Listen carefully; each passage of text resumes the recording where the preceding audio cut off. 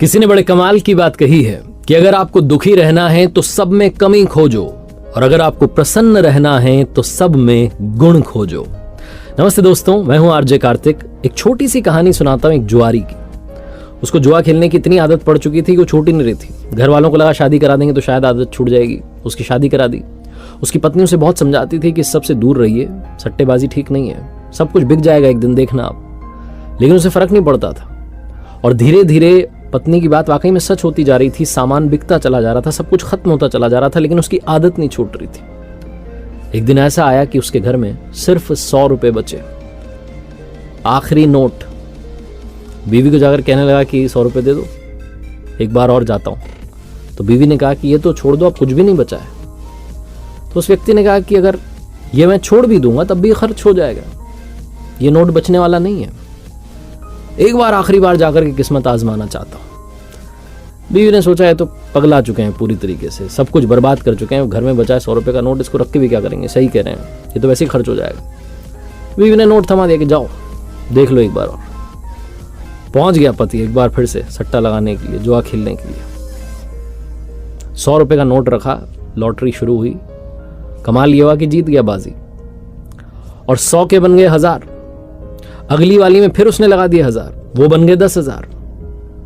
मन मान नहीं रहा था, उसने कहा क्या बात है, धीरे धीरे वापस शायद ऊपर वाला लौट आ रहा है। 10,000 लगा दिए, बन गए 1 लाख। 1 लाख लगा दिए, बन गए 10 लाख। रुकने को तैयार नहीं, उसने कहा एक बार और आजमा लेते हैं, आखिरी बार, ये 10 लाख क्या पता 1 करोड़ बन जाए। इसी सोच में आकर के 10 लाख लगा दिए और अब की बार वापस हो गया 0। घर जा रहा था, उदास था, सोच रहा था बीवी पूछेगी क्या किया। बीवी ने पूछा घर जाते कि हाँ जी क्या रहा। तो उसने कहा हार गया वो 100 रुपए। वो 100 रुपए थे ना, खत्म हो गए। ये नहीं बताया कि 10 लाख तक पहुंच चुका था, कहने लगा वो 100 रुपए थे ना, वो खत्म हो गए। सही बोल रहा था, 100 रुपए लेके गया था, 100 रुपए खत्म हो गए। 10 लाख वाली चिंता पालेगा तो मर जाएगा, बोला ही नहीं। छोटी सी कहानी है, लेकिन इस लाइफ को समझने के लिए बहुत सही कहानी है। ये कहानी जुआरी की और 100 रुपए की सट्टेबाजी की नहीं, कहानी आपकी हमारी है। हम सब भी वो एक लेकर के आए हैं, वो नोट जो हमारी सोल है, हमारी आत्मा है।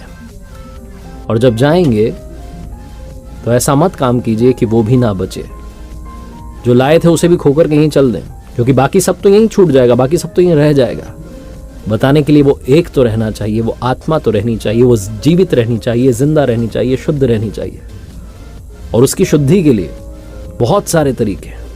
आप दूसरों की मदद कर सकते हैं, दूसरों में गुण खोजना शुरू कर सकते हैं, दुनिया में मुस्कान बांटना शुरू कर सकते हैं, अपने अड़ोसी पड़ोसी का ख्याल रखना शुरू कर सकते हैं। आप मेडिटेशन कर सकते हैं, ध्यान कर सकते हैं, अपनी सोल को प्योर कर सकते हैं। बस याद रखिएगा कि कहीं ऐसा ना हो कि जब अंत समय आए तो वो एक भी आपके पास ना बचे, आप शून्य लेके जाएं। एक बार फिर से वही बात जो अक्सर आपसे कहता हूं, ऊपर वाले के आशीर्वाद, अपनी मेहनत और अपनों के प्यार के साथ कर दिखाओ कुछ ऐसा कि दुनिया करना चाहे आपके जैसा।